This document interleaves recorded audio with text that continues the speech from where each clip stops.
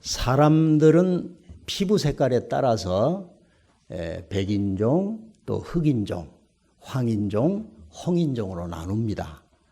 사도 바울은 영적인 색깔에 따라서 그 사람의 영혼이 검은 옷을 입고 있느냐, 아니면 회색 옷을 입고 있느냐, 아니면 하얀 백색 옷을 입고 있느냐에 따라서 세 종류의 사람으로 나누었습니다. 과연 사도 바울이 영적인 색깔에 따라서 세 종류의 사람으로 나누었는데 이 세 종류의 사람은 어떤 사람이겠습니까? 오늘 본문 말씀을 중심으로 해서 세 종류의 사람이라 하는 제목을 가지고 함께 말씀을 나누려고 합니다. 바울은 첫 번째 종류의 사람으로서 육에 속한 사람이 있다라고 말하고 있습니다. 육에 속한 사람은 아담의 후손으로서 정상적인 남녀의 결합에 의해서 태어난 자연인이 이 사람에게 해당이 됩니다. 예수 그리스도는 이 사람의 인생에 밖에 계시고 이 사람은 한 번도 예수님을 마음에 그리고 삶의 중심에 모신 적이 없는 사람이다 라고 말할 수 있습니다. 모든 일을 내가 내 마음 내 뜻대로 내 중심대로 하기 때문에 자주 좌절과 혼란과 무질서에 빠지는 사람이고 예수님이 아닌 다른 그 어떤 것으로부터 인생의 만족과 또 의미를 찾으려고 하기 때문에 진정한 만족이나 평안이나 기쁨을 누리지를 못하고 인생의 진짜 의미와 가치와 목적을 발견하지 못하는 사람이다라고 말할 수 있습니다.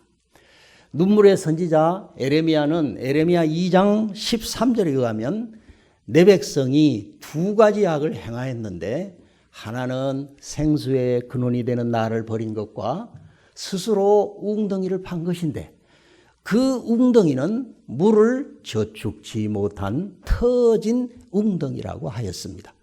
터져버린 웅덩이에 아무리 거기에 물을 넣는다고 하더라도 물은 채워지지 않습니다. 육에 속한 사람은 이처럼 모든 것을 자기 중심대로 살기 때문에 내가 내 마음 내 뜻대로 나만을 위해서 내 중심대로 살기 때문에 혼란과 무질서뿐만 아니라 결코 어디를 가든지 만족을 얻지 못하는 사람입니다.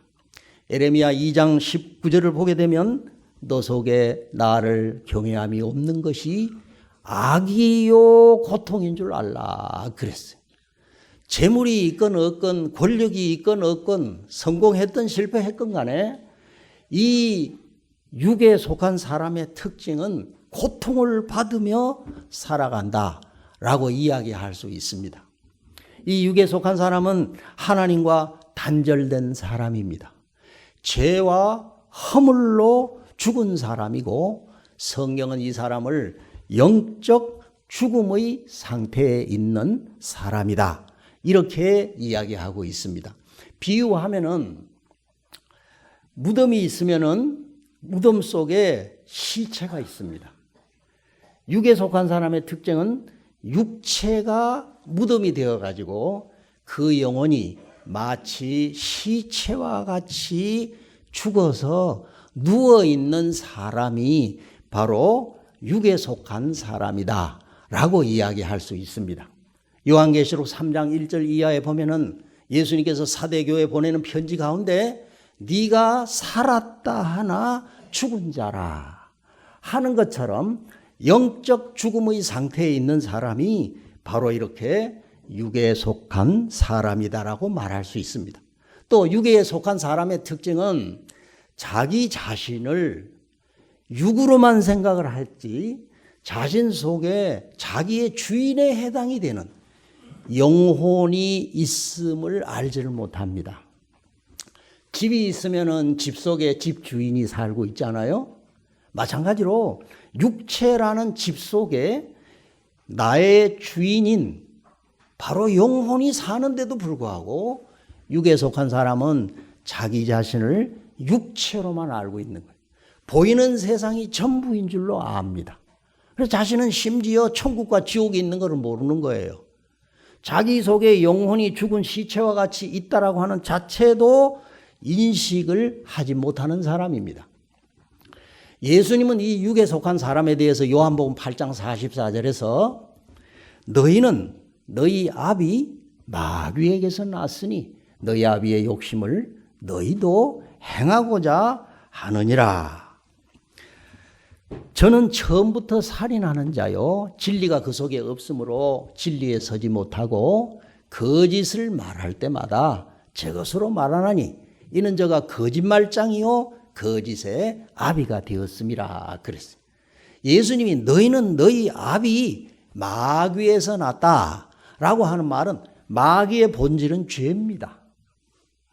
너희 아비 마귀에게서 났다라고 하는 말은 우리 기독교적 표현을 빌린다라고 하면 죄로 말미암아 거듭났다 그런 뜻입니다.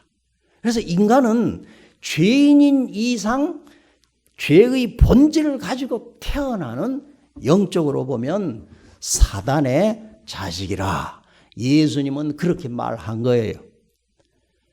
그래서 육에 속한 사람의 특징은 뭐냐? 영적으로 마귀의 자식인 거예요.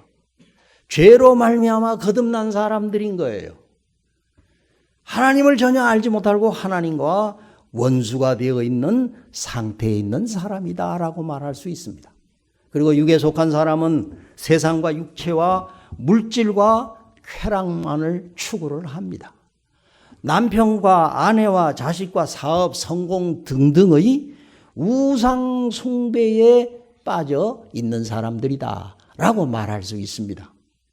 솔로몬은 전도서 9장 3절에서 이러한 사람을 뭐라고 얘기했냐면 인생의 마음에 악이 가득하여 평생에 미친 마음을 품다가 후에는 죽은 자에게로 돌아가는 것이니라. 하나님의 눈으로 육에 속한 사람을 보면 마음에 악이 가득하여 평생 동안 미친 마음을 품고 살아간다라는 거예요. 이것이 성서가 보는 육에 속한 사람, 성서가 보는 아담의 후손의 모든 남녀의 결합에 의해서 태어난 자연인을 보는 인간관이라고 이야기할 수 있는 거예요. 세상 사람들은 자기가 내 정신이 멀쩡한데 내가 왜 미쳤냐 이렇게 얘기하는지 모르지만 하나님의 관점에서는 마음에 악이 가득하고 평생토록 미친 마음을 품다가 결국은 죽는 존재들이다 이렇게 얘기를 합니다. 그리고 그는 육에 속한 사람이기 때문에 일평생 살아가는 동안에 육체의 열매밖에는 맺지를 못합니다. 갈라디아서 5장 19절에 보면은 육체의 일은 현저하니 한번 들어보십시오. 음행과 온갖 더러운 것과 호색과 우상숭배와 술수와 원수를 맺는 것과 분쟁과 시기와 분냄과 당짓는 것과 불리함과 이단과 투기함과 술취함과 방탕함과 또 그와 같은 것들이라. 전에 너희에게 경계한 것 같이 경계하노니 이런 일을 하는 자들은 하나님 나라를 유업으로 받지 못하느니라. 또 다른 번역 성경에 보면 하나님 나라에 들어갈 수 없느니라. 이렇게 말하고 있습니다. 평생에 미친 마음을 품고 육체의 열매를 맺다가 죽는 존재가 육에 속한 사람이에요. 그런데 이 사람의 특징은 천국과 지옥을 모르는 거예요. 보이는 세상이 전부인 것만으로 알고 있습니다. 그러나 이 육에 속한 사람의 운명은 육신의 장막집을 떠나게 되면 그 영혼이 영원한 죄인이 되어서 심판의 부활로 나와서 영원히 형벌받는 장소인 지옥의 불못에 들어가서 영원히 영혼이 고통받는 존재라고 하는 사실입니다. 인간은 무수히 변하는 삶 속에서 변하지 않는 것이 세 가지가 있습니다. 첫째는 우리의 과거는 죄 중에 태어나는 거예요. 현재는 죄의 저주 가운데서 고통받으며 산다는 겁니다. 미래는 반드시 죽어서 심판을 받아 영원한 죄인이 되어가지고 영원한 불못에 들어가 영멸의 고통을 받는 것이 인간에 주어진 운명이라는 사실입니다. 명예와 권력과 황금을 가지고 포장을 해도 회천한 무덤입니다. 철학과 윤리와 도덕과 선행이라는 세척제를 가지고 아무리 씻어보려고 발버둥을 쳐도 죄와 죽음의 문제가 결코 해결이 되지를 않는 것입니다. 마태복음 25장 41절에 보면 저주를 받은 자들아 나를 떠나서 마귀와 그 사자들을 위해서 예비된 영영한 불에 들어가라. 또 시편 49편 20절에 보면 종기에 처하나 깨닫지 못하는 자는 멸망하는 짐승과 같도다. 이것이 육신에 속한 사람의 운명이에요. 애굽에서 400여 년 동안 종살이를 했던 히브리 백성들이 모세의 인도를 통해서 홍해를 건너 광야로 들어가서 가나안 땅으로 갔습니다. 그 이스라엘 백성들이 출애굽으로부터 시작해서 가나안 땅에 들어가까지의 여정을 비유해서 이 육에 속한 사람의 특징을 설명을 한다라고 하면 히브리 사람들이 애굽에 있었을 때는 바로의 종살이를 했어요. 바로는 히브리 사람들을 짐승 취급을 했고 물건 취급을 했습니다. 히브리 사람들은 아침에 일어나게 되면 짚을 썰고 진흙을 이기고 벽돌을 굽고 집 짓고 성 쌓고 부역을 하는 것이 그들이 매일같이 일생 동안 반복해서 하는 일이었습니다. 그러다가 히브리 사람들이 점점 번성해 가니까 바로가 위기를 느낀 나머지 남자가 태어나면 죽어버리고 여아만 살려두는 일이 있었습니다. 이처럼 자연인은 눈에는 보이지 않지만 마치 애굽의 바로처럼 이 세상 임금인 마귀 그 바로의 휘하에서 죄의 종이 되어가지고 육신의 정욕과 안목의 정욕과 이생의 자랑을 따라서 평생토록 수고하며 살다가 죽어서 결국은 심판을 받아 영원한 불못에 떨어지니 이 얼마나 가련하고 이 얼마나 무지하고 이 얼마나 비극적인 것이 인생인 것입니까? 성경은 야고보 1장 15절에 욕심이 잉태한 즉 죄를 낳고 죄가 장성한 즉 사망을 낳는다라고 그랬어요. 또 로마서 6장 23절에 죄의 삭은 사망입니다. 히브리서 9장 27절에 한 번 나서 죽는 것은 사람에게 정하신 것이요 후에는 심판이 있겠습니다 그랬어요. 그리고 그 영혼이 육신의 장막을 떠나면 영원한 죄인이 되어가지고 영원히 형벌받는 장소인 지옥에 들어가서 영원히 고통받는 것이 이 자연인의 운명이에요. 이 육에 속한 사람의 특징이다라고 말할 수 있습니다. 우리가 잘 아는 로큰롤의 황제라고 일컬어지는 엘비스 프레슬리의 이야기를 여러분들이 잘 아시지요. 그는 트럭 운전수였습니다. 그러다가 어느 날 우연찮게 음악 콩쿨대에 나가서 우승을 해가지고 일약 대스타가 된 인물입니다. 그는 생전에 70억 불의 돈을 모았다라고 합니다. 10에이커의 땅에 그러니까 12,250평 정도의 땅에 10억 불의 대저택을 짓고 살았습니다. 자가용 전용 비행기가 있었습니다. 수행원이 50명이나 따라다녔습니다. 그가 연주를 할 때는 심지어 청중들을 향해서 다이아몬드를 뿌리고 청중들은 그의 노랫소리에 열광을 했던 인물이 엘비스 프레슬리입니다. 뭐가 부족합니까? 그런데 부인과 이혼을 했어요. 밤마다 마약을 했습니다.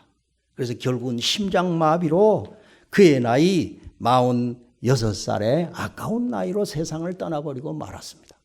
육에 속한 사람은 성공을 했건 실패를 했건 돈이 많건 적었건 간에 이와 같은 비극적인 삶을 살아가는 것이 육에 속한 사람들의 특징이다라고 이야기할 수 있습니다. 그다음에 두 번째 바울이 말한 사람은 육신에 속한 사람입니다.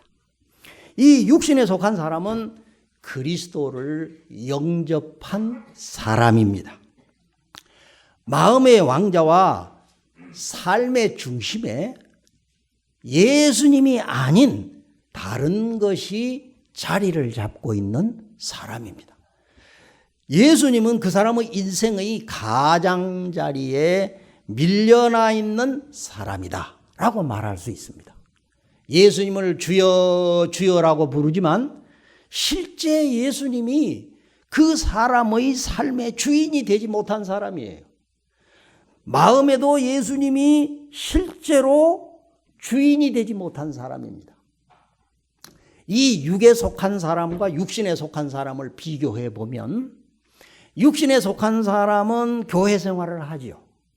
그러니까 교회 생활을 하는 것을 제외하고는 거의가 다 육에 속한 사람과 동일한 열매를 맺으면서 살아가는 사람이 교회를 다니지만 육신에 속한 사람들의 특징이다라고 말할 수 있습니다. 제가 다시 한번 육에 속한 사람의 열매를 다시 한번 말씀드려 보려고 합니다. 갈라디아 5장 19절에 육체의 일은 현저하니 곧 음행과 온갖 더러운 것과 호색과 우상숭배와 술수와 원수를 맺는 것과 분쟁과 시기와 분냉과 당짓는 것과 불리함과 이단과 투기와 술취함과 방탕함과 또 그와 같은 것들이라. 이게 갈라디아 교회 성도들에게 한 얘기예요. 전에 너희에게 경계한 것 같이 경계하노니 이런 일을 하는 자들은 하나님 나라에 들어갈 수가 없느니라 하였습니다. 고린도전서 3장 3절에 너희가 아직도 육신에 속한 자로다. 너희 가운데 시기와 분쟁이 있으니 어찌 육신에 속한 자가 아니리요 하였습니다. 오늘 이 말씀을 거울로 삼아서 자신의 영혼을 한번 비추어 보십시오. 이러한 죄에 내가 해당이 되지 않는가 한번 살펴보시기를 바랍니다. 육신에 속한 사람은 교회 생활을 제외하고는 믿지 않는 사람과 사실은 방불하다라고 이야기할 수 있습니다. 그리고 믿음과 자아 사이에서 갈등하고 방황하는 사람이 이 사람의 특징입니다. 죄책감이나 열등감이나 불안감이나 염려나 의심, 두려움에서 벗어나지 못한 사람입니다. 주님이 주시는 참된 평안과 안식의 복을 아직도 모르고 누리지 못하는 사람이 이 사람의 특징이다 라고 이야기할 수 있습니다.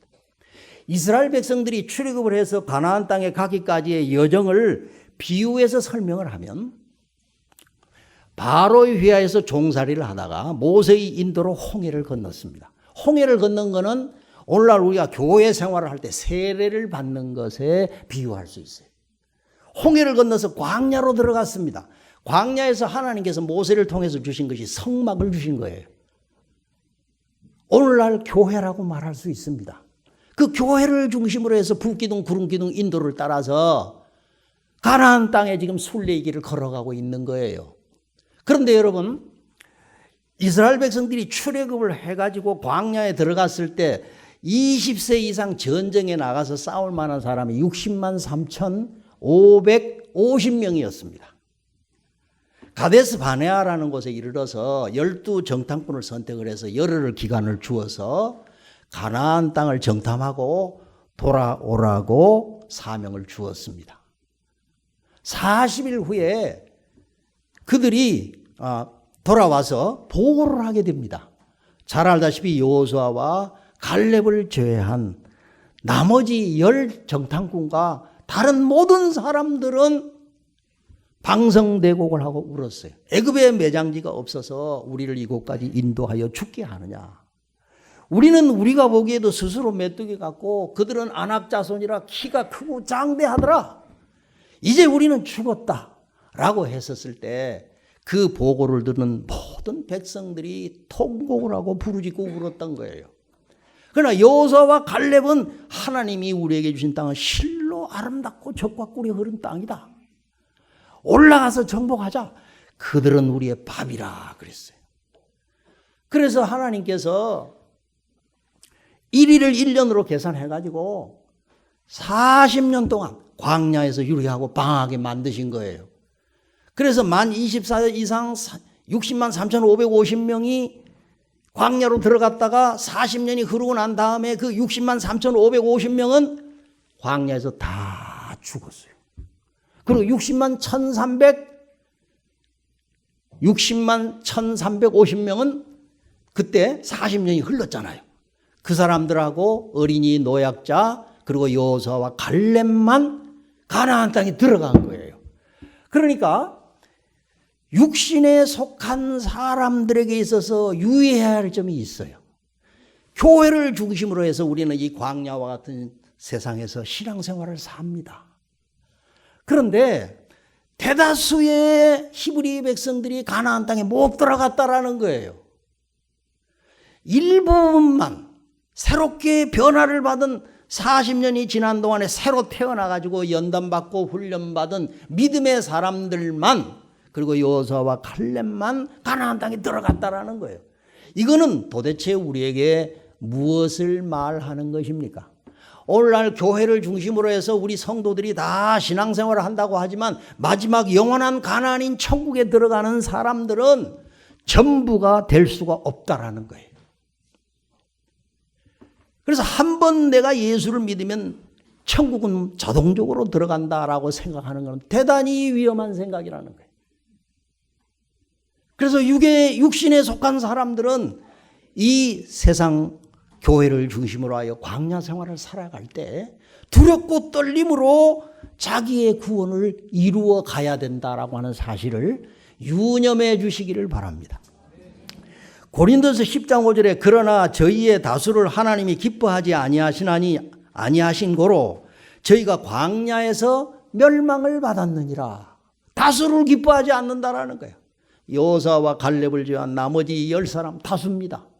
그 10사람을 중심으로 한 모든 백성들이 하나님을 불신앙한 거예요. 지도자 모세를 향해서 원망하고 불평한 사람들이에요. 그리고 그들은 범죄했었어요. 그래서 하나님이 다수를 기뻐하지 아니하신 고로 저희가 광야에서 멸망을 받았느니라. 그런 일은 우리에게 우리로 하여금 저희가 악을 즐겨한 것 같이 즐겨하는 자가 되지 않게 하려 함이라. 저희 중에 어떤 이들과 같이 너희는 우상 숭배하는 자가 되지 말라. 기록된 바 백성이 앉아서 먹고 마시며 일어나서 뛰논다 함과 같으니라. 저희 중에 어떤 이들이 간음하다가 하루에 2만 3천 명이 죽었나니 우리는 저희와 같이 간음하지 말자. 저희 중에 어떤 이들이 주를 시험하다가 뱀에게 멸망하였나니 우리는 저희와 같이 시험하지 말자. 저희 중에 어떤 이들이 원망하다가 멸망시키는 자에게 멸망하였나니 너희는 저희와 같이 원망하지 말라. 저희의 당한 이런 일이 거울이 되고 또한 말세를 만난 우리의 경계로 기록하였느니라 그랬어요. 그러니까 광야 40년 동안에 원망불평하고 주님을 시험하고 간음하고 우상을 숭배하고 하다가 멸망시키는 자가 마귀 아닙니까? 요한복음 10장 10절에 보면 도적이 오는 것은 도적질하고 죽이고 멸망시키려는 것뿐이요 그랬어요. 이 디스트로이어는 사탄을 말하는 거예요. 루시퍼를 말하는 거예요. 이 육신에 속한 사람이 회개하는 생활을 하지 아니하면은 멸망시키는 자에게 반드시 멸망을 당한다 하는 것이 성경의 가르침이에요. 그래서 성경은 우리에게 권면을 하고 있습니다. 그러므로 나의 사랑하는 자들아, 너희가 나 있을 때뿐 아니라 나 없을 때에도 항상 복종하고 두렵고 떨림으로 너희 구원을 이루라 그랬어요. 또 마태복음 7장 21절에 나더러 주여 주여 하는 자가 다 천국에 들어갈 것이 아니라 하늘에 계신 내 아버지의 뜻대로 하는 자라야 들어가리라. 믿으시면 아멘 합시다. 또 마태복음 24장 12절 이하의 불법이 성함으로 많은 사람의 사랑이 식어지리라. 그러나 끝까지 견디는 자는 구원을 받으리라. 이렇게 말씀하셨어요. 육신에 속한 사람이 반드시 염두에 두실 거는 내가 한 번 예수를 믿었다고 해서 죄를 짓건 말건 회개를 하건 말건 자동적으로 천국에 가는 것은 아니다 하는 사실을 기억하시기 바랍니다. 어떠한 방법으로라든지 내가 예수를 믿는다고 해서 완전히 죄를 짓지 않는 사람으로 되는 것은 아니에요. 하루아침에 천사가 되는 게 아니라는 뜻이에요. 그러므로 반드시 하나님이 내게 입혀주신 옷을 깨끗하게 빨고 흰 옷을 항상 입고 다녀야 됩니다. 그래서 주님 부르실 때 기쁨으로 천국에 들어갈 수 있을 줄 믿습니다. 여러분 모두가 한 사람도 낙오자가 되지 아니하고 다 천국에 입성하시기를 주의 이름으로 축원을 드립니다. 세 번째는 성령인입니다. 본문에 보면은 영에 속한 사람, 다른 말로 하면 성령의 사람이다 라고 얘기할 수 있어요. 성령인은 본문에 보니까 신령한 사람으로 소개하고 있습니다. 그리고 성령인은 그리스도 안에서 자신의 자아가 처리된 사람이다 라고 말할 수 있어요. 예수 그리스도가 그 사람의 마음과 삶의 중심에 주인이 된 사람이다 라고 이야기할 수가 있습니다. 갈라디아서 5장 24절을 보면 그리스도 예수의 사람들은 육체와 함께 정과 욕심을 십자가에 못 박았다 그랬어요. 성령인은 자기 이 자아가 주님 안에서 처리된 사람이 바로 이 영에 속한 사람의 특징이다라고 말할 수 있어요. 우리는 이 세상을 살아갈 때 가정에서 남편과 아내, 부모와 자식, 형제간 또 이제 친구, 직장, 동료, 교회에 오면 성도들과의 인간관계와 교제 속에서 살아가지 않습니까? 자아가 죽어진 사람은 쉽게 그렇게 분노하거나 남이 나에게 조금 섭섭한 얘기를 한다거나 또 내 마음을 이렇게 찌른다고 해서 금방 열을 내고 이렇게 분노하고 또 삐지고 이러지를 않아요. 죽은 사람이 뭐 말이 있습니까? 그런데 오늘 그리스도인들이 이 자아들이 처리를 되지 못해가지고 전부 육신에 속해가지고 무슨 얘기만 하면은 시험에 들어. 무슨 얘기만 하면은 섭섭이가 들어가가지고 말도 안 하고 벌써 눈빛이 달라져. 인사도 잘 안 해. 그런 사람이 되면 안 돼요. 예수 믿는 사람은 자아가 주 안에서 처리된 사람이 바로 이 영에 속한 사람이에요.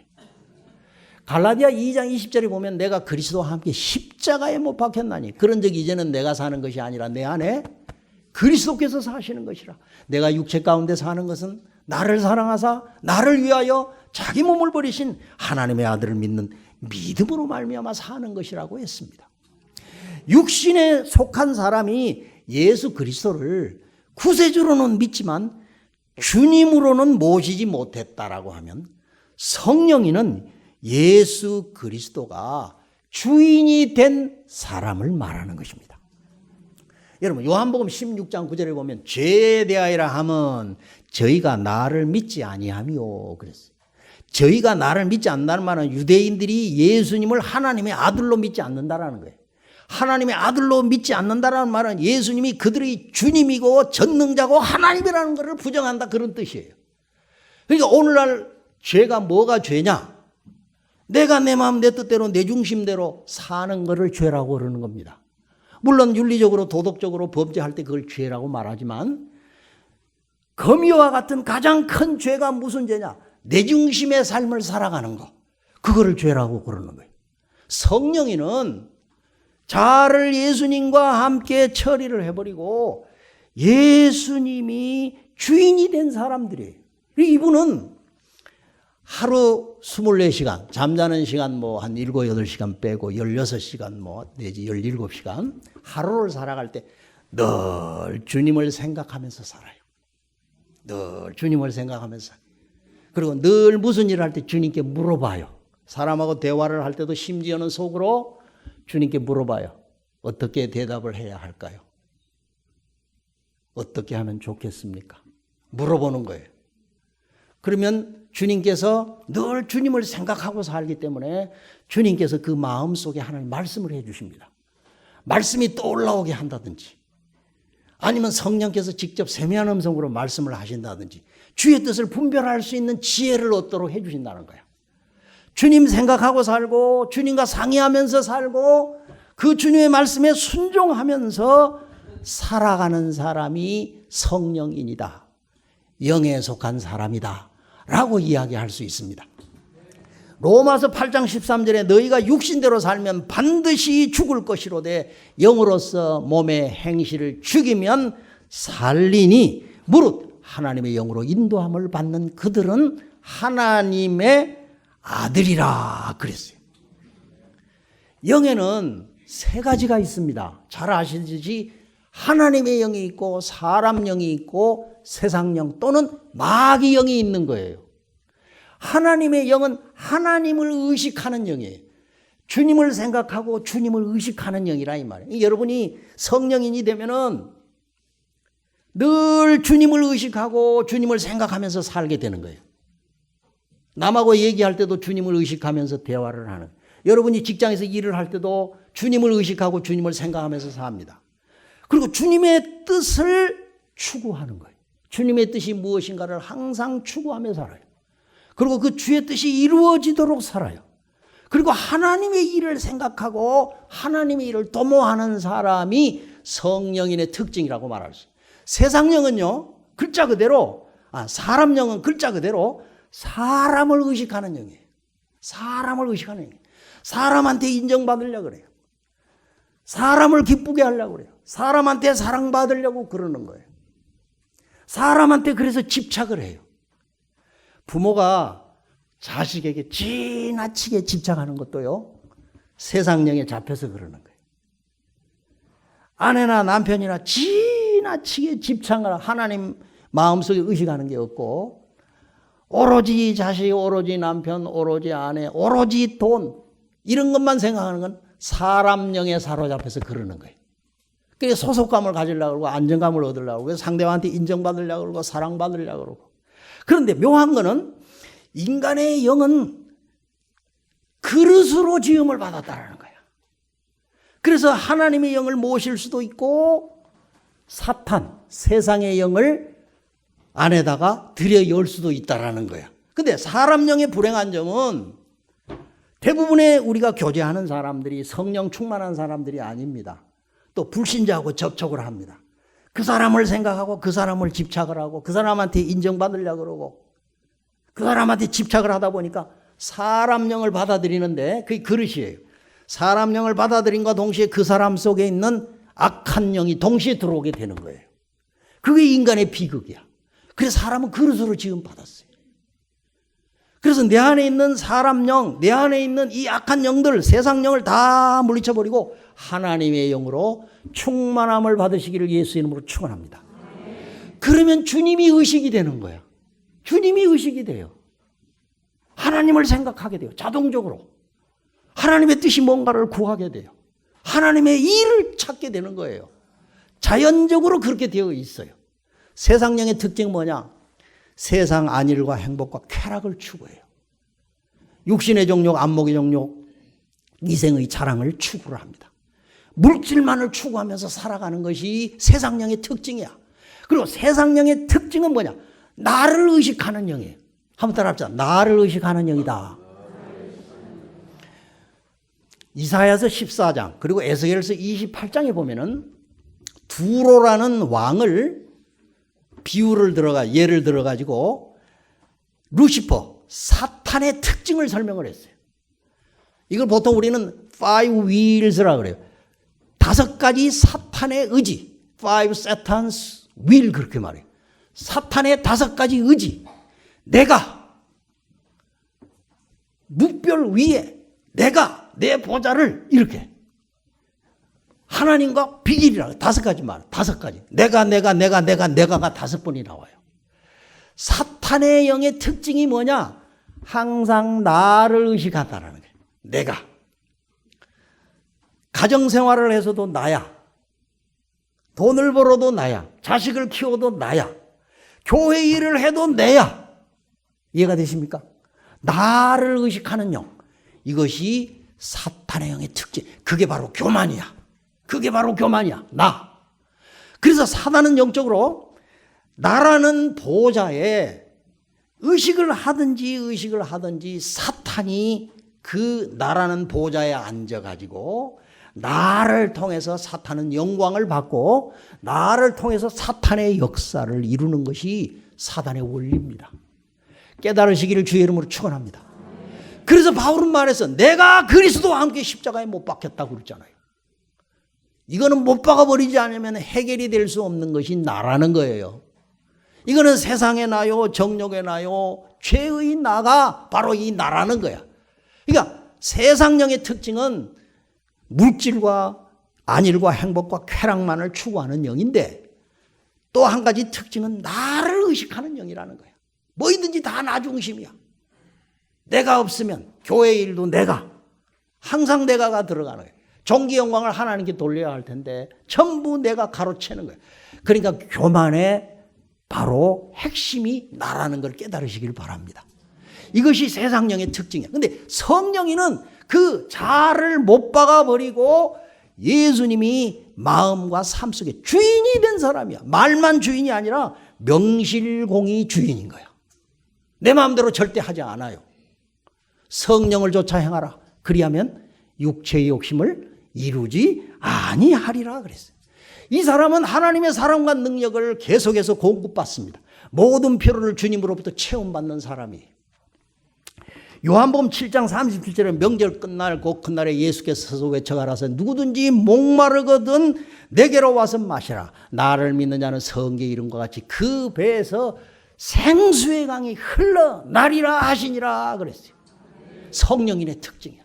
배에서 성령의 생수의 강이 흐르는 거예요. 하나님의 사랑과 능력을 공급받습니다. 빌립보 4장 19절 나의 하나님이 그리스도 예수 안에서 영광 가운데 그 풍성한 대로 네 모든 쓸 것을 채우시리라.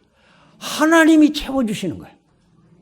기근이 들든 풍년이 들든 환경이 어떠하든지 간에 하나님이 공급하시는 것을 가지고 살아갈 수 있는 사람이 성령인의 특징이다. 성령인은 육체인이 육체의 열매를 맺듯이 성령인은 성령의 열매를 맺어요.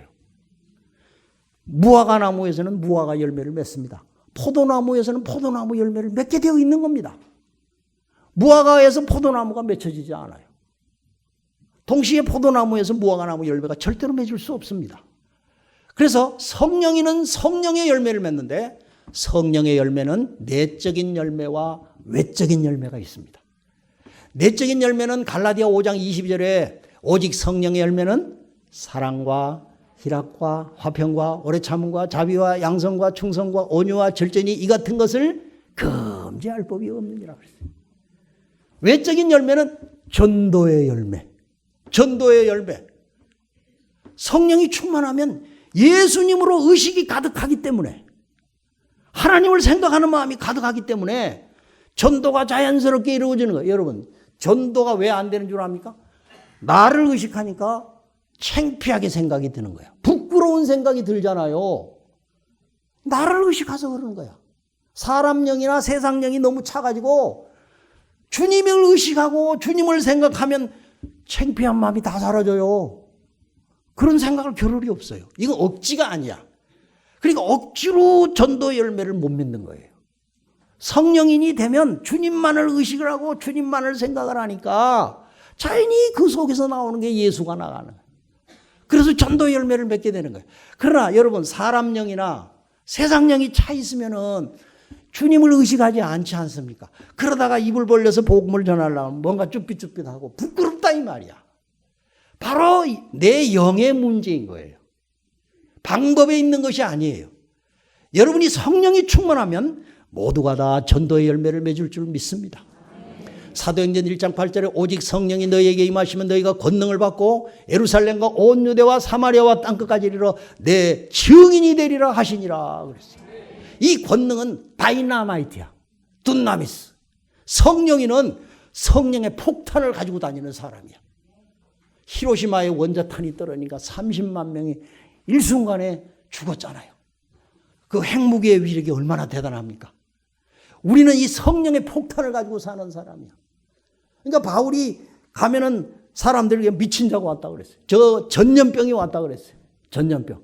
바울만 닿으면은 사람들이 다 미쳐 예수에. 그래서 바울을 보고 미친 자라고 그랬잖아요. 연병이라고 그랬어요. 연병. 페스틸런스. 패스트병이라 이거죠. 연병이라 이런 얘기를 한 거예요. 성령이 충만하면 주님을 의식하는 사람이 되는 거예요. 주님을 생각하는 거예요. 주님께 항상 상의를 해. 그리고 주님께 물어봐. 그리고 주님께 순종하는 삶을 살아가는 거예요. 이 사람을 이스라엘 백성들의 여정에 비유해서 설명을 드리면 출애굽을 해서 광야로 들어갔지 않습니까?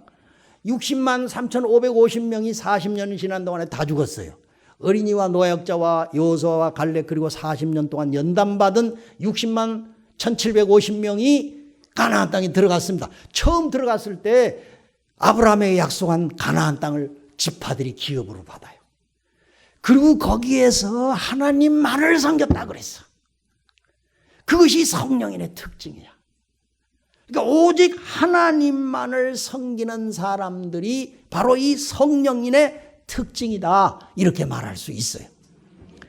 예를 들면 여호수아와 갈렙이 가나안 땅에 갔지 않습니까? 그 사람들은 오늘날 영적으로 영광스러운 구원의 반열에 들어간 사람이다 그렇게 말할 수 있어요. 여러분 성경에 보면 부끄러운 구원이 있고 영광스러운 구원이 있다고 그랬어요. 나무나 풀이나 지푸를 집을 지은 사람은 공력이 불러서 심판을 할 때 다 불타버리고 금이나 은이나 보석으로 지은 집을 지은 자는 그 공력이 불타지 않고 상을 받으리라 이랬다 이 말이야. 우리가 주를 위해서 성령이는 금과 은과 보석으로 집을 짓는 사람하고 같습니다. 금은 보석은 불 속에 들어가도 타지 않아요. 모든 잡티가 다 불순물이 제거가 되고 순수한 금이 되는 거예요. 금은 하나님의 영광을 말해요. 은은 속전을 말하는 겁니다. 보배는 영혼을 말하는 거예요. 우리가 하나님 앞에 숨은 동기가 올바른 동기를 가지고 하나님의 교회와 영혼들을 섬길 때 그것이 금도 되고 은도 되고 보석이 되는 겁니다. 그러나 나무나 풀을 짚은 뭐냐? 자기 생각으로, 자기 자랑으로, 그걸 또 감정으로 하나님의 일을 한 사람은 나무나 풀이나 집처럼 돼가지고 공력 심판이 날 때 다 불타버리고 잘하면 부끄러운 구원받고 회개하는 삶이 없으면 영원한 멸망으로 떨어지는 비극적인 종말을 맞이하는 거예요. 그게 육신에 속한 사람이라는 거예요. 자, 그러면 육신에 속한 사람이 그러면 어떻게 해야 성령인이 될 수가 있겠는가? 이게 중요한 거 아니겠어요? 세 종류의 사람을 말씀드렸습니다. 여러분은 이 세 종류의 사람 가운데 어디에 속한 사람인가 각자가 한번 비춰보시기를 바랍니다. 성경은 영혼의 거울입니다. 영혼의 거울입니다. 하나님께서 여러분들에게 성령께서 조명을 하셔서 내 심령을 보실 수 있기를 주의 이름으로 축원을 드립니다. 그럼 어떻게 하면 성령의 사람이 될 수 있을까? 첫째는 죄를 자백하면서 살아야 됩니다. 한번 따라합시다. 죄를 자백하자. 전도서 7장 20절에 보면 선을 행하고 죄를 범하지 아니하는 사람은 세상에 하나도 없다 그랬어. 또 로마서 3장 10절에 의인은 없나니 하나도 없으며 깨닫는 자도 없고 하나님을 찾는 자도 없다 그랬어요. 그러면 아무리 우리가 이 세상에서 신령한 삶을 살아가고 또 거의 온전한 삶을 추구하고 살아간다 하더라도 나는 죄가 없습니다. 나는 회개할 필요가 없습니다. 그렇게 말할 수 있는 사람이 어디에 있겠느냐라고 하는 거예요. 그러니까 전도서 7장 20절에 선을 행하고 죄를 범하지 아니하는 사람은 세상에는 하나도 없다라는 거 아닙니까? 그래서 중요한 거는요. 날마다 죄를 자백하면서 회개하는 삶을 살아야 된다라는 거야. 여러분 하루하루를 살아가실 때 죄를 자백하며 회개하면서 살고 계십니까? 지금까지 그런 삶을 살지 못하셨다라고 한다면 오늘 집회 이후에 정신을 바짝 차리시고 날마다 하나님 앞에 나가서 하나님이여 나를 살피사 나를 내 마음을 아시고 나를 시험하사 내 뜻을 아옵소서. 행여 내게 악한 행위가 있나 보시고 나를 의의 길로 인도하소서. 다윗처럼 기도하시고 마음을 살피는 기도를 항상 하시기 바랍니다.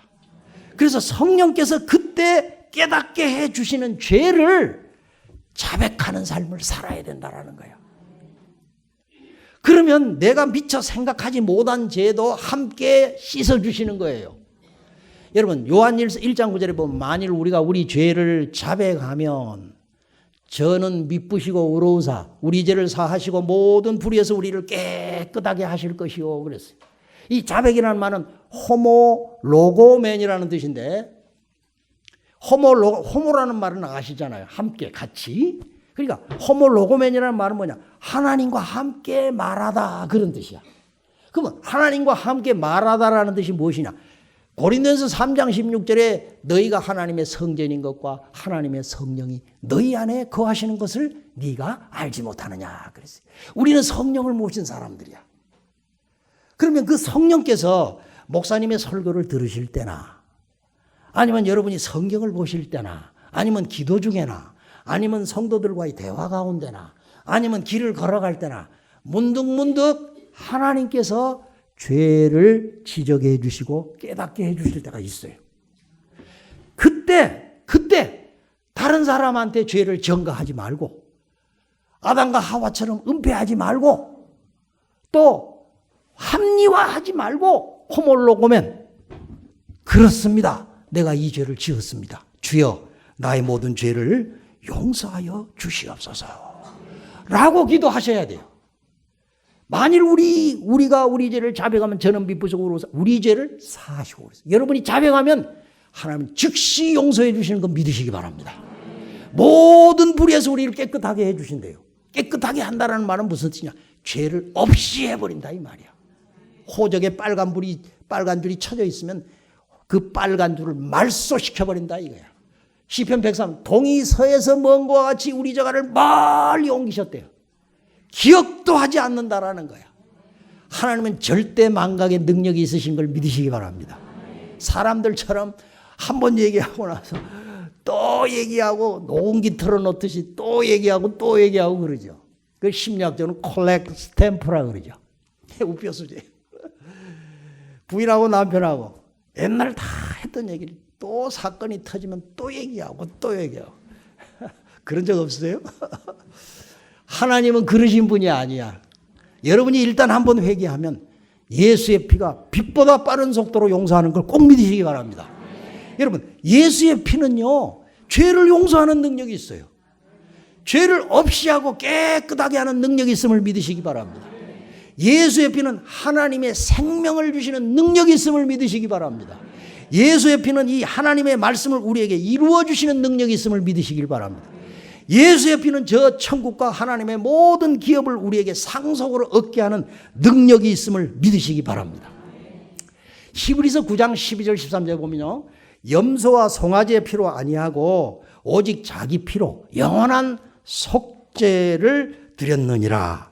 염소와 황소의 피와 및 암송아지의 죄로 부정한 자에게 뿌려서 그 육체를 정결케 하거든 하물며 영원하신 성령으로 말미암아 흠없는 자기를 하나님께 드린 잘 보세요.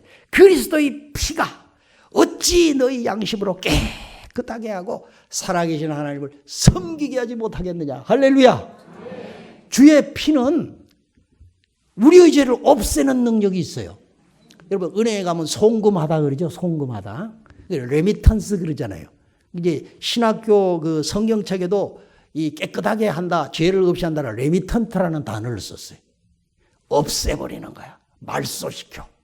믿으시기 바랍니다. 예수의 피는 용서하는 능력이 있어요. 죄를 완전히 없애는 능력이 있어요. 죄를 짓지 않도록 하는 힘과 능력을 주시는 하나님의 생명을 주시는 능력이 있어요. 염소와 송아지의 피로 아니하고 자기 피로 영원한 속죄를 이루사 단번에 성소에 들어갔대. 영원한 속죄라는 게 뭡니까? 여러분이 과거, 현재, 미래의 모든 문제의 죄를 다 해결해 놓았다 그런 뜻이에요. 근데 다 해결해 놓았다 그래서 내가 죄를 지면 자동적으로 용서가 되는 것은 아니에요. 이 점을 오해하면 안 돼. 큰일 나. 다 용서를 여러분 안 믿는 불신자도 예수님이 십자가에서 그들을 위해서 몸을 버리고 피 흘려 놓으셨어요. 우리는 그거를 인정하고 받아들였기 때문에 구원을 받은 것이잖아요. 마찬가지로 우리가 죄의 용서를 받는 것도 그래요. 여러분의 죄를 영원한 속죄, 시간적으로는 과거, 현재, 미래죠. 영원이니까 다 해결해 놨어요. 용서하지 못할 죄는 아무것도 없습니다. 중요한 거는 회개만 하면 하나님이 다 용서하신다는 거야. 조건이 붙었어요. 받아들여야 돼요. 그걸 인정하고 받아들여야 되는 거예요. 그러면 주님은 다 깨끗하게 하고 우리를 죄를 없애버리고 죄를 다시는 안 지을 수 있는 능력을 공급하셔가지고 죄를 이기면서 살아갈 수 있는 사람으로 변화를 시켜준다는 거예요. 이게 회개의 축복입니다. 두 번째는요, 자아를 고백하면서 살아야 됩니다. 따라합시다. 자아를 고백하자. 이 육신의 자아는 세 가지 특징이 있습니다. 한번 따라합시다. 죄의 나, 정욕의 나, 세상의 나다. 이 나는 십자가에 못 박아버리지 않으면 해결이 안 되는 거야. 자아를 고백하면서 살자라는 뜻은 무슨 뜻이냐 하면요, 거미가 거미줄을 쳤습니다. 근데 청소를 하기 위해서 거미줄을 다 제거를 했어요. 거미를 안 잡았어. 근데 거미가 거미줄을 또 쳤어. 거미줄을 또 제거를 해. 그러면 거미가 또 거미줄을 쳐. 이게 무슨 소리냐? 거미는 자아에 해당이 되는 거고, 거미줄은 이 자아로 말미암아 나오는 죄를 말하는 거예요. 이게 중요한 거는 죄를 자백하는 거미줄을 제거하는 것도 중요하지만 거미줄을 치는 그 자아를 잡아야 되는 거야. 그러니까 자아를 고백한다. 자아를 고백한다라는 말은 마음의 왕좌에서 내가 내려앉고 예수님을 마음의 주인으로, 여러분의 시간, 물질, 돈, 가정, 사업, 여러분의 인생 전체에 예수님을 주님으로 모시는 것을 자아를 고백한다. 그렇게 얘기하는 거예요. 제가 그 안드류 머레이라고 하시는 분이 어떻게 하면 성령의 충만함을 받는가, How to be filled with Holy Spirit이라는 책이 있어요. 내가 신학교 다닐 때 도서관에서 찾아서 읽어봤는데 이렇게 설명을 했더라고. 방이 여러 개 있다 이거야, 호텔에 가면은. 근데 성령님께 마스터 키를 내놔야 된다는 거야. 메토실 방에 열쇠만 내놓지 말고 성령님께 마스터 키를 내놔야 된다는 거야. 우리가 하나님 앞에 내려놓는다 그러지만 돈에 관한 부분은 절대 주님 타치하지 마십시오. 이럴 수도 있어요. 내 사업의 문제만큼은 하나님 너 타치하십시오. 자기마다 또 취미 있는 사람은 골프를 친다거나 낚시를 한다거나 뭐 그런 걸 좋아하시는 분, 주님 낚시만큼은 이거는 주님 간섭하지 마십시오. 그 열쇠는 안 드리는 거야. 그런데 예수님을 주님으로 모신다 그 말은 주님한테 백지수표를 내놓는 거야. 주님한테 마스터 키를 내놓아야 돼. 그래서 주님이 여러분의 방을 다 열어 제껴야 돼. 그래서 쓰레기를 주님이 다 청소를 해버릴 수 있도록 하는 거. 그거를 자아를 고백한다. 그렇게 얘기하는 거예요. 여러분, 자아를 고백함에 있어서 조심해야 될 게 있어요. 뭐냐? 내가 노력에 의해서 자아는 절대로 죽지 않습니다. 저는요, 19살 때 예수를 믿었어요. 우리가 학교를 다녔을 당시는 제가 중동고등학교를 나왔습니다. 뭐 희문학교, 풍문학교, 덕성여고, 중앙, 또 경복, 또 경기, 그 학교가 다 거기 있어서. 근데 이제 자아를 고백한다는 걸 제가 말씀을 드리는데, 이 학교가 금방 다 있었는데 제가 19살 때 예수를 믿었거든요. 근데 그 당시 니힐리즘이라 그래서 허무주의가 굉장히 팽팽했었어요. 그래서 실제로 경기 여고생은 그런 인생은 왜 살아야 되느냐 이런 걸 고민하다 자살하는 사건도 꽤 있고 그랬어요. 근데 저도 이제 그 사춘기가 돼서 그런지 모르지만 한창 고3 때야. 근데 그런 고민에 잡힌 거야. 내가 왜 살아야 되느냐? 결국은 죽지 않냐? 그러면 죽으려고 내가 공부하는 거야 지금? 예를 들어서 우리 아버님은 제가 외교관이 되기를 참 원하셨어요. 그래서 저도 그냥 나는 외교관이 돼야 된다. 그리고 이제 준비도 하고 공부를 하고 있는데 그런 고민이 든 거예요. 그래 내가 외교관이 됐다고 하자. 결국 죽지 않느냐? 그럼 도대체 죽으려고 외교관 되는 거냐? 이 인생이 도대체 왜 사는 거냐? 아, 진지했어요. 정말 이게 해결이 안 되면은 죽을 생각까지 했었어요. 그런데 지금은 어떤지 모르겠는데 그 고등학교 때 그 문화라는 시간이 있었어요. 문화. 근데 그 문화라는 시간이 그 교양 강좌나 비슷해. 근데 그 선생님이 한 번은 세계 종교를 소개를 하는데 기독교에 대해서 소개를 하는 거야. 그러면서 예수님에 대해서 말씀을 하시더라고. 그런데 이상하게 귀가 번쩍 뜨이는 거야. 아니, 저기에 살 길이 있지 않겠는가? 예수님이 정말 진리라면 나는 그분에게 내 인생을 걸어야겠다, 이 생각을 하는. 난 굉장히 수줍어가지고 담임선생님한테 찾아가서 말을 하고 그런 기질이 못 돼요. 근데 그때는 너무 마음이 갈급하고 안타까워가지고 학교가 끝나고 나서 선생님 찾아갔어요. 나도 그 예수를 믿을 수 없냐? 선생님 나를 좀 인도해 주십시오. 그러니까 선생님이 그렇게 좋아하시더라고. 지금 생각하니까 이해가 가.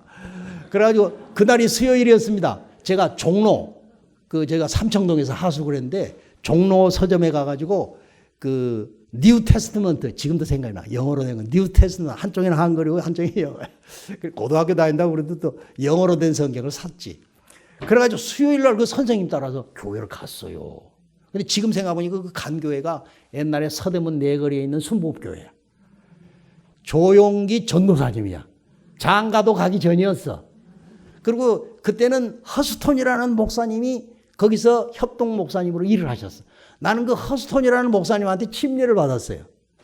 전도사님이니까 세례를 못 줬던 것 같아요. 지금 생각하니까. 그렇게 해서 이제 제가 예수를 믿었거든요.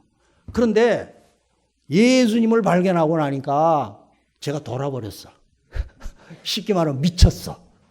예수님의 사랑에 그냥 빠져버린 거야. 고3인데. 그래가지고요, 삼청동에서 서대문 내거까지 새벽에 1시간을 걸어가야 됩니다. 새벽 기도를 하면은. 제가 새벽 기도를 고3인데 다녔어. 4시에 딱 일어나야 5시 도착해.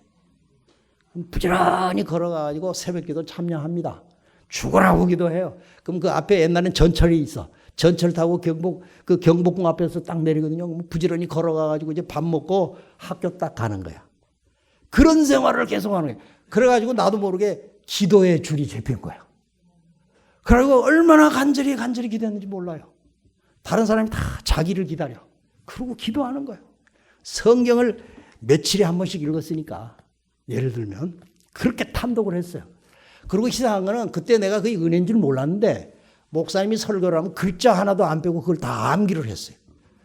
들으면 다 암기가 되는 거야. 다 그런 줄 알았어. 나중에 알고 보니까 이게 큰 은혜야. 아, 진짜 큰 은혜야. 아, 진짜요. 지금은 그렇지 않은데 그 당시에는 목사님 설교를 하면 처음부터 마지막까지 다 암기를 했습니다. 성경도 그대로 팍팍팍 꽂히더라고. 이상하게. 그래 죽으라고 기도를 했지. 그래가지고 제가 생각했어요. 하나님, 내가 뭐를 기도를 해야 될까? 막상 이제 은혜를 받고 거듭나가지고 하나님을 알게 되니까 뭐를 기도해야 될지를 고민을 하게 된 거야. 그런데 뭐를 기도를 했냐면 내가 세상에 없는 이 성경에서만 약속하는 성령의 불을 받아보자. 그렇게 될 거야.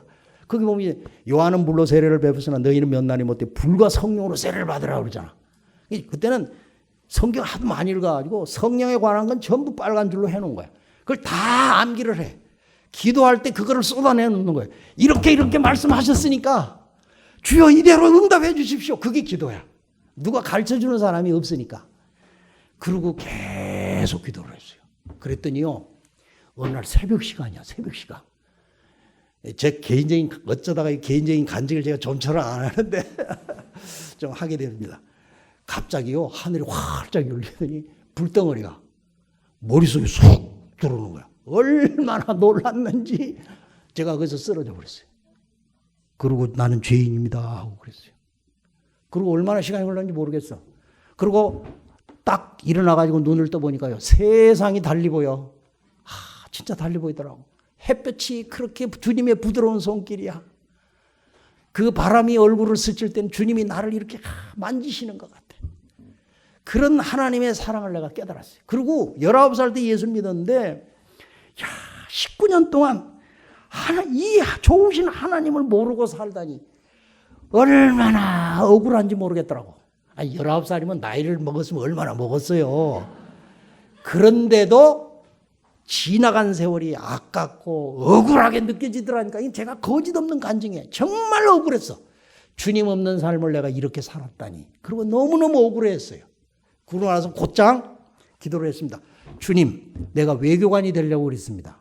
근데 이제 은혜를 받고 보니까 주님은 각 사람에 대한 계획이 있으시다고 그러는데 나는 뭐를 해가지고 하나님께 영광을 돌리며 살아가야 되겠습니까? 그렇게 일주일 동안을 학교 끝나면 예배다 해가지고 입시 공부 준비를 해야 되는데 집에서 난리가 났어요. 이제 공부 안 한다고. 그래가지고 이제 끝나면 예배당에 가가지고 일주일 동안 작정을 하고 계속 기도를 했어요. 그랬더니 어느 날 주님이 난 그때 세미한 음성을 처음 들었어. 말씀을 해주시더라고. 너는 신학교를 가서 내 종이 되거라. 근데 얼마나 놀랐는지 벌떡 일어나 버렸어. 안 들은 척 하려고. 근데 이미 들었어. 이미 들었어. 그래서 다시금 무릎을 꿇었어요. 주여, 제가 지금 고등학교도 졸업을 못했고 우리 집안에서는 제일 먼저 지금 예수를 믿었습니다. 근데 이 나이에 신학교 간다 그러면은 난 집에서 쫓겨납니다. 그리고 지금 난리가 아닙니다. 그러니까 내가 장가를 가가지고 경제적으로 독립을 하면 반드시 하나님이 부르신 대로 내가 신학교를 가서 목사가 되겠습니다. 약속을 했어. 그리고 이제 고등학교 졸업해가지고 그 해에 제가 보기 좋게 떨어졌습니다. 그래가지고 한양대학교를 갔다가 다시 이제 그 이듬해 다시 한번 시험 쳐가지고 이제 고려대학교로 옮겼는데 그때가 바로 19살이에요. 그리고 나서 이제 졸업을 해가지고 현대조선 ROTC로 군대 갔다가 그 다음에 현대조선소에서 일 좀 하다가 서울 올라와가지고 무역회사에서 좀 일을 하다가 그 다음에 CCC 엑스플로 74를 기억하시는 분이 계시는지 모르겠어. 그때 3년도에 들어가가지고 엑스플로 74를 마치고 75년도 3월 1일에 장로회 신학대학교 입학을 한 거야. 그게 75년이야. 그리고 하나님 앞에 제가 원서를 딱 내놓고 뒷산에 있어요. 뒷산에 그 바위산이 하나 있어요. 서울기도원이 있는데 거기에 올라가지고 기도를 했어요. 하나님 아버지, 기왕에 내가 이제 목사가 되고 원서를 냈는데 하나님, 내 먹을 거 입을 거를 주세요. 종에게 줘야지 무슨 일을 하든지 말든지 나 아무 대책 없습니다. 그럼 내가 목숨 바쳐서 일을 하겠습니다. 이렇게 해서. 그리고 교회를 개척하려면 능력이 필요하다는데 나에게 성령의 권능을 부어주십시오. 3가지를 기도했어요. 근데 그 기도가 3개월 만에 응답이 된 거예요. 그것도 스토리가 좀 복잡한데 시간이 되면 이제 뭐 조금 나눌 수 있을지 모르겠습니다. 그래서요, 75년 6월 1일 날 방에서 교회를 개척을 했어요. 그래가지고 작년 40년 6개월 한 교회에서만 섬기다가 제가 은퇴를 했습니다. 은퇴하면은 별 보잘것 없는데 우리 김병모 목사님이 나를 이렇게 불러줘가지고 제가 말씀을 나누게 됐습니다. 그래서 하나님께 물어봐야 돼요. 어떻게 하면 좋겠습니까? 내가 무엇을 해야 하나님 앞에 영광을 돌릴 수 있겠습니까? 주도권을 하나님께 주셔야 돼. 운전대를 하나님께 맡겨야 되는 거야. 그래서 자아를 고백하라는 거야. 근데 자아를 고백을 할 때 내가 죽는 거는 내 힘으로는 안 된다라는 걸 깨달으시기 바랍니다. 제가요, 이제 고3 때 그렇게 신앙생활을 하다가 너무 갈급한 나머지 한 번은 이런 일이 있어요. 봄방학이 있었어요. 봄방학이. 그래, 봄방학이 한 3일인가 그렇게 주어졌는데 내가 5일을 작정을 하고 무단 결석을 한 거야. 그래가지고 어디를 갔냐? 계룡산으로 올라갔어요. 그냥 계룡산 꼭대기에 금잔디라는 데가 있습니다. 지금은 있는지 모르겠어. 그래서 그 소나무, 누구 선배들이 그러더라고. 소나무를 잡고 기도해서 하나를 뽑아야 된대. 그래서 적당한 키가 있는 그 소나무 밑에 가가지고 무릎을 꿇었어요. 그때가 이제 10월, 11월 넘어가는데 춥더라고. 이 산에는 추워. 그러면 땀이 식잖아요. 그러면 소리를 높이면 땀이 그냥 빗방울같이 그냥 툭툭툭툭 막 떨어져요. 그러면 더워. 그러면 이제 또 지쳐가지고 조금 하다 보면 또 싸늘하게 식어요. 그러면 또 소리를 지르고 거기서 한 5일인가 일주일간 금식 기도를 하면서 부르짖었어요. 그 기도의 내용이 뭐냐? 나를 죽여주십시오. 그 기도야. 근데 주님이 그 기도는 응답 안 해주셨어. 아마 그때 죽었으면 교회 개척도 없고 또 여기 오지도 못했을 것 같아. 근데 그 제목이 뭐냐? 혈기를 죽여달라는 기도를 한 거야. 아니, 예수를 믿고 보니까 이 성질을 통제가 잘 못하겠는 거야. 근데 옛날에는 뭐 애지간큼 성질을 내도 뭐 그 죄인지도 몰랐는데, 아, 예수 믿고 보니까 이래도 죄에 걸리고 저래도 죄에 걸리고, 이게 안 믿을 때보다 처음에는 천국이었는데 시간이 흐를수록 갈등이 오는 거야, 이게. 그래서 얼마나 선배들이 말해, 혈기 내면 죄를 다 쏟는다. 우리 선배들이 또 그렇게 얘기를 하더라고. 야, 그래서 이 혈기를 어떻게 하면 죽일 수 있을까? 그래, 그 소나무 밑에 가지고 주여 혈기를 죽여주십시오, 이 기도를 한 거야. 근데 사람은 육체를 가지고 있기 때문에 다 혈기가 있잖아. 자기 힘으로 죽을 수가 없는 거야. 그게 제가 결국 깨달은 건 뭐냐? 아, 내 힘으로 되는 게 아니다. 이미 예수님께서 나를 십자가에 못 박아 놓았다.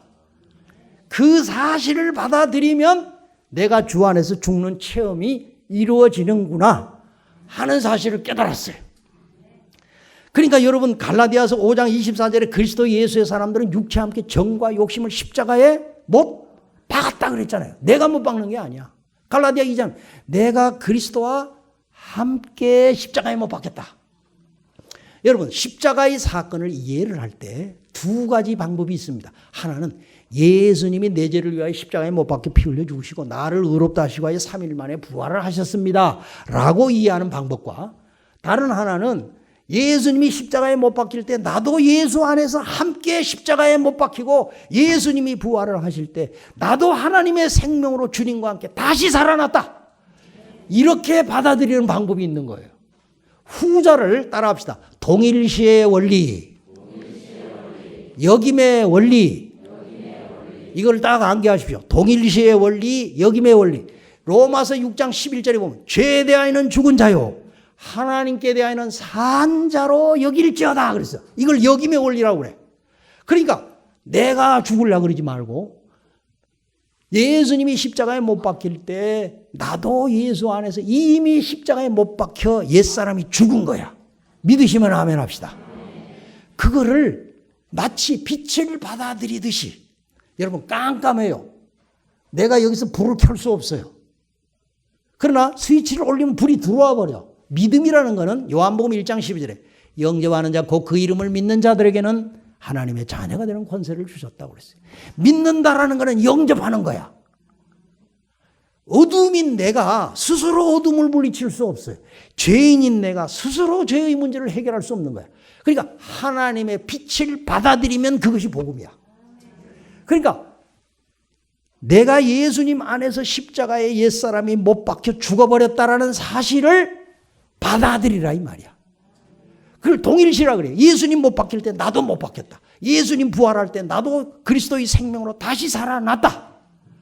그걸 동일시의 원리, 역임의 원리야. 그래서 그걸 그대로 받아들이면은요, 계속해서 자아를 고백을 하게 되면 결국은 주님, 내가 주님과 함께 죽는다라고 하는 체험이 다가오게 돼요.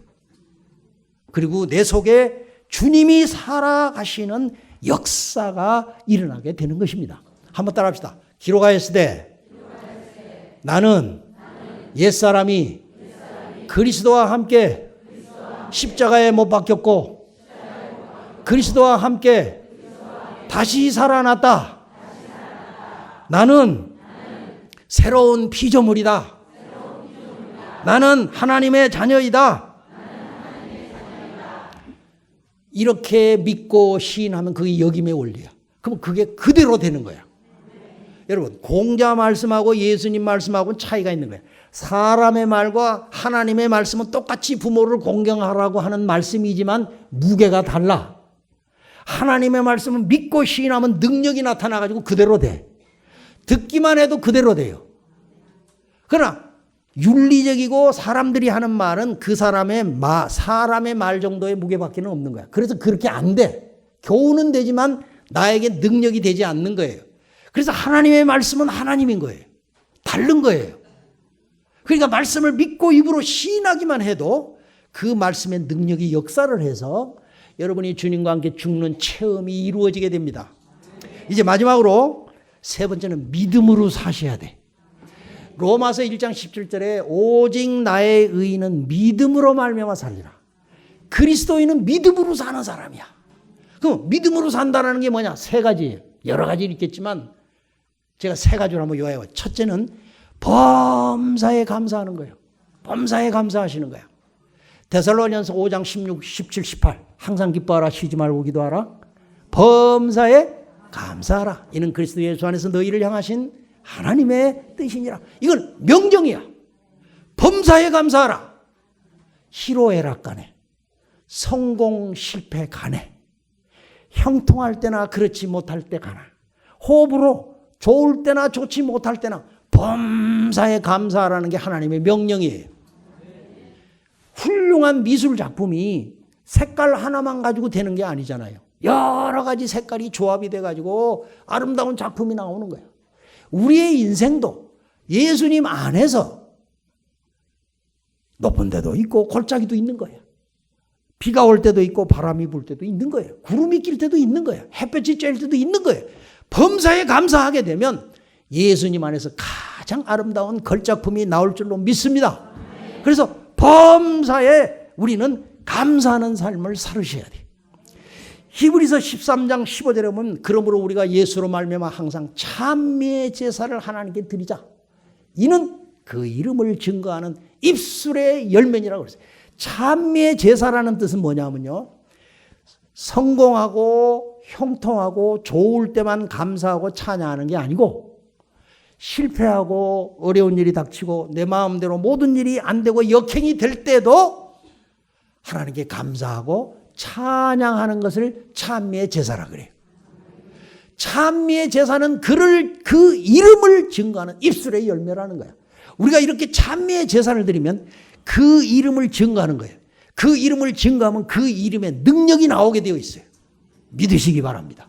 그래서 우리를 건져내는 거예요. 사도행전 16장에 보면 바울과 실라가 전도를 하다가 아무 죄 없이 감옥에 갔습니다.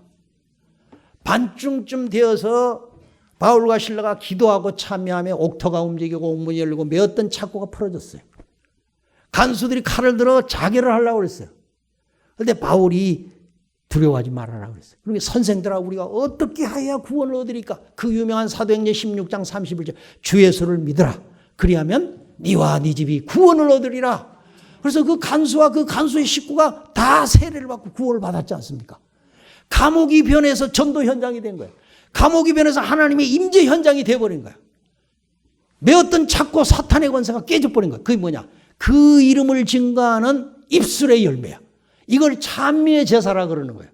믿음으로 사는 것은 이렇게 범사에 감사하는 것입니다. 로마서 8장 28절 하나님을 사랑한 자 곧 그 뜻대로 부르심을 입은 자들에게는 모든 것이 합력하여 선을 믿으시면 아멘 합시다. 그다음에 믿음으로 사는 것은 순종하며 사는 거예요. 성령의 사람은 하나님의 기록된 말씀과 내 안에 계신 성령이 주시는 음성과 말씀을 따라서 순종하며 믿음으로 사는 사람을 성령인이라고 그러는 거예요. 믿음으로 산다라는 건 다른 말로 하면은 순종하며 산다 그런 뜻이에요. 창세기 3장에 보면 사단이 말을 하는 방법이 나와 있습니다. 어떻게 사람들을 죄짓게 하느냐. 하루는 사단이 와가지고 하와에게 말합니다. 야, 하나님이 정말로 동산나무의 실과를 따먹지 말라고 하느냐. 하나님의 말씀에 따먹지 말고 만지지도 말라. 죽을까 하노라 하셨느니라. 그러니까 사단이 하는 말이 정령 말하건대 죽지 아니한다 그랬어요. 그리고 하와가 그 나무를 보니까 보암직하고 먹음직하고 지혜롭게 할 만큼 탐스럽기도 한지라. 나무의 실과를 따먹고 자기와 함께 남편에게도 주매 그도 먹은지라. 이렇게 나와요. 자 보세요. 보암직하고 먹음직하고 지혜롭다라는 말이 뭐예요? 인간의 육체는 오감이 있어요. 보고 듣고 냄새 맡고 피부로 느끼고 맛을 보는 5가지 감각이 있어. 육체.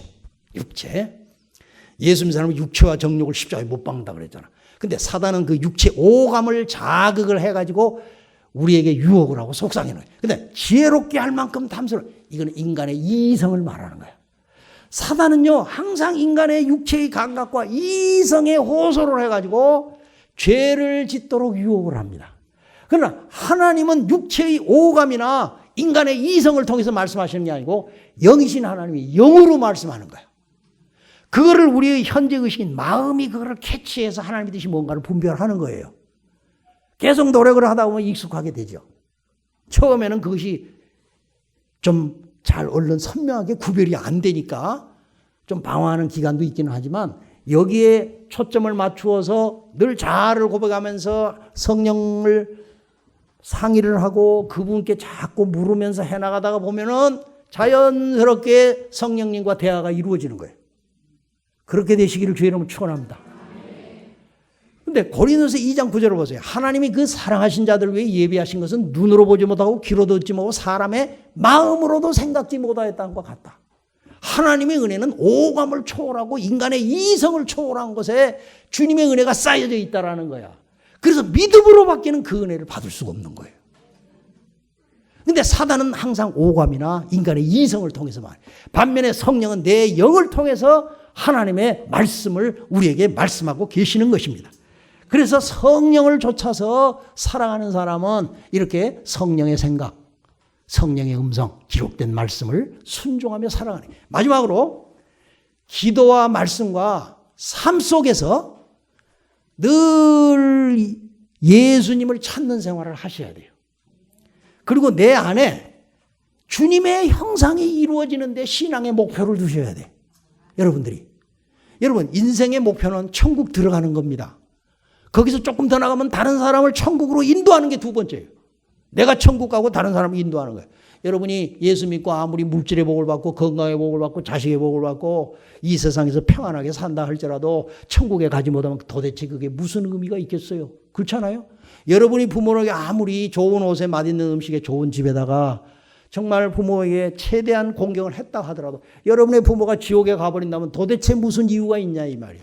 예수 믿는 사람의 목표는 천국 들어가는 거야. 다른 사람을 천국 데리고 가는 거야. 그리고 나서 하나님이 여타의 것을 주시는 거야. 그렇지 않고 다른 것 줘버리면 거기에 정신 다 뺏겨가지고 자기 영혼을 다 잃어버리고 만다는 거지. 돈 주면 돈 때문에 영혼을 잃어버려. 아시겠습니까? 하나님이 못 주셔서 안 주시는 게 아니에요. 우리를 사랑하셔서 그러는 거예요. 감당할 수만 있으면 얼마든지 주님은 부어주실 수 있어요. 여러분 집에서 개미를 한번 가만히 봐요. 조그만 부스러기 하나 하려고 얼마나 노력을 해요. 사람이 지금 빵을 먹고 있어. 한 덩어리 줘버리면 어떻게 되겠어? 개미 입장에서. 하나님이 우리에게 축복하신 것은 일도 아니라 이런 얘기야. 깨달으시기를 바랍니다. 그러니까 받을 수 있는 그릇이 중요한 거 아니겠어요? 그러니까 기도와 말씀과 삶 속에서 하나님의 뜻을 찾고 그 뜻이 이루어지도록 애를 쓰고 내 영혼이 주님의 형상을 닮아 가도록 애를 쓰셔야 돼요. 여러분 제가 볼 때요. 사람이 마음속에 영성이 이루어지는 거는 뭐 사람의 학자에 따라서는 좀 다르긴 한데 나는 네 가지로 봅니다. 뭐냐? 첫째는 본능 단계. 두 번째는 윤리 단계. 세 번째는 진리 단계. 네 번째는 신령한 단계. 이렇게 나눌 수 있어. 그럼 100%에서 25%, 50%, 75%, 100%야. 여러분 속에 예수님이 본능 단계에 있는 사람은 바로 밑에 있을 때 본능 단계야. 홍해를 딱 건너가지고 광야로 들어갔다. 25%. 최대 영성이 이루어지면 25%야. 그 다음에 광야를 거서 요단강을 딱 건너가잖아. 요단강을 건너서 여리고까지 갔잖아요. 그거는 뭐냐면 진리 단계. 아이까지 무너뜨리면 75%가 이루어져요. 내 속에. 그러면 하루 24시간 가운데 4분의 3을 예수님만 생각하면서 살게 됩니다. 자연히 그렇게 돼 있어요. 이 정도 되면 다른 사람을 신앙으로 상담할 수 있는 영적인 능력이 생겨요. 그리고 75%가 넘어가면 거의 죄에 안 지어요. 죄도 생각도 잘 안 나. 75% 정도 되면 죄가 스쳐 지나가요. 옛날에는 기도 중에도 자꾸 죄가 생각나고 기도 중에도 죄를 즐겨. 그게 이제 본능 단계나 윤리 단계 신자예요. 진리 단계는 그저 스쳐가요. 그러나 이제 마지막 신령한 은혜 단계에 가면은 그런 죄까지도 생각이 안 나요. 그걸 그리스도를 얻는다 그러는 거야. 여러분이 마음속에 계신 예수님이 여러분의 육체까지도 점령하는 단계. 성경에 보면 너희는 그리스도의 몸이라 그랬죠. 그리스도의 몸은 죄를 안 짓는 몸이에요. 예수님의 몸은 죄가 없잖아. 죄를 지을 수 없잖아. 그러니까 내 영 속에 계신 예수님이 내 마음을 점령하고 내 육체까지도 점령을 해가지고 내 육체를 하나님 앞 산 제사로 드릴 수 있는 단계. 그러면 그 사람은 영성이 이루어진 사람이야.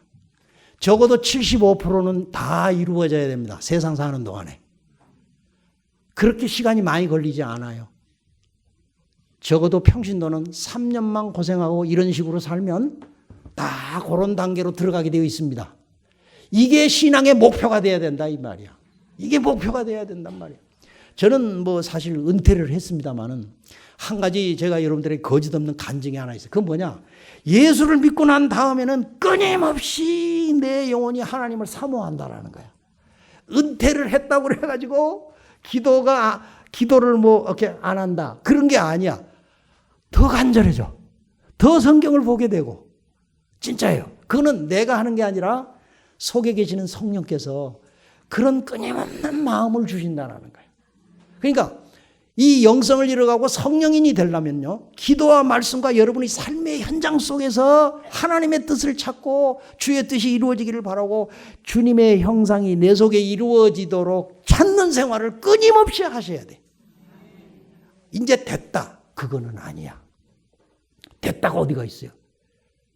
이루었담도 아니고 얻었담도 아니고 내가 앞에 있는 것을 붙잡으려고 부르심의 상을 위하여 쫓아가노라 그랬잖아. 이 쫓아간다라는 말이 디오코라는 뜻이 사냥개가 먹이를 향해서 혼신의 힘을 다해서 전력 질주하는 것을 디오코라 그래. 바울은 내가 부르심의 상을 위하여 왔지 쫓아간다라는 표현을 한 거라니까요. 우리도 주님을 향한 그런 뜨거운 정열과 간절함이 있으셔야 돼. 의에 줄이고 목마른 사람이 되셔야 돼. 끊임없이 주님을 사모하는 사람이 되셔야 합니다. 마태복음 13장에 보면 천국 비유가 나옵니다. 장로님 기도하실 때 보화 얘기도 말씀하셨는데 어떤 사람이 지극히 값진 진주 하나를 발견했어요. 집에 돌아가서 자기 소유를 다 팔아가지고 그 진주 하나를 산 자와 같다 그랬어. 그런데 여러분, 세상 사람들은 예수님이 참 진주인 걸 몰라. 그래가지고 명예나 권력, 황금, 돈 이게 진주인 줄 알아. 세상 안일, 행복, 성공, 출세가 진주인 줄 알아. 여러분, 그거는 다 사막의 신기루와 같은 가짜 진주라는 걸 깨달으시기를 바랍니다. 인생의 참 진주는 예수밖에 없음을 믿으시기 바랍니다. 바울은 그거를 깨달았어요.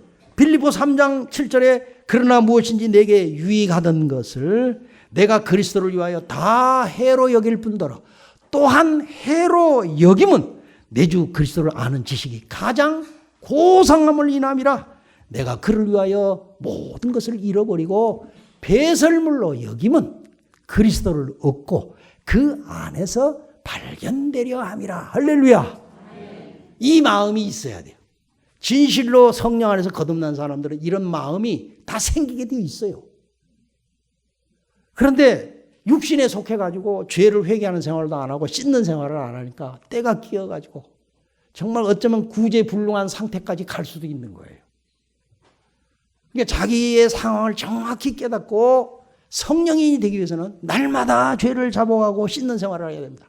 요한복음 20장에 보면요, 두루마기를 빠는 자들이 복이 있나니 저들이 문들을 통해서 성에 들어갈 권세를 얻으는.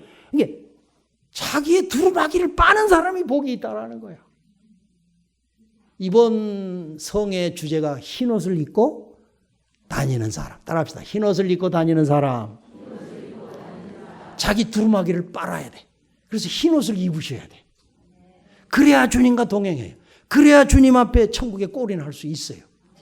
성도 여러분, 한 가지만 하고 이제 마치겠습니다. 옛날 우리 어렸을 때 마릴린 몰로라는 배우가 있었어요. 여러분도 아시죠 아마? 우리 때는 아주 그냥 한창 거시대 사람이었으니까.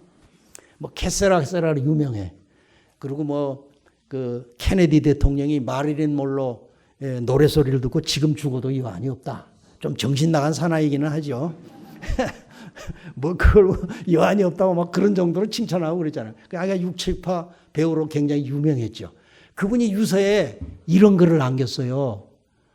나는 젊고 아름답다. 돈도 많다. 많은 사람으로부터 사랑받고 있다. 하루에 수백 통의 팬레터를 받고 있다. 이유 없는 반항이라는 말도 있듯이 나는 이유 없이 불안하다. 나는 여름에 폐장해버린 문 닫은 해수욕장과 같다. 이런 유서를 남기고 수면제를 과다하게 복용해가지고 36살의 젊은 나이에 세상을 떠나갔습니다. 이게 세상 사람들의 모습이에요. 저는 오늘 저녁에 여러분들에게 세 종류의 사람에 대해서 말씀을 드렸습니다. 육에 속한 사람, 육신에 속한 사람, 영에 속한 사람, 성령인. 이 세 종류의 사람 가운데 나는 과연 어디에 속한 사람인가? 우리 모두가 성령에 속한 사람이 되어야 하지 않겠습니까? 그리스도를 최우선으로 사랑을 하십시오. 최우선으로 주님만 사랑하십시오. 마음을 다하고 목숨을 다하고 뜻을 다하고 힘을 다하여 주 너희 하나님을 사랑하고 너 이웃을 너 몸과 같이 사랑하라 하셨으니 그랬잖아요. 그러니까 정말 전부를 다해서 주님 사랑하는 사람 되시기를 바랍니다. 날마다 죄를 자백하십시오. 날마다 죄를 자백하십시오. 성령이 깨닫게 해주실 때 날마다 자아를 고백을 하세요. 그리고 예수님을 삶의 주님으로 마음의 왕자에 모시세요. 그리고 기도와 말씀 속에서 늘 나의 삶의 현장에서 하나님의 형상이 내 속에 이루어지도록 그리고 주의 뜻이 내 삶 속에서 이루어지도록 내가 천국에 갈 때까지 바울처럼 내가 모든 것을 잃어버리고 또 해로 여기고 배설물로 여기면 그리스도를 얻고 그 안에서 발견되려 함이라 하는 이 말씀처럼 그리스도를 얻기 위해서 신앙생활 남은 일생을 해나가시기를 주의 이름으로 축원을 드립니다.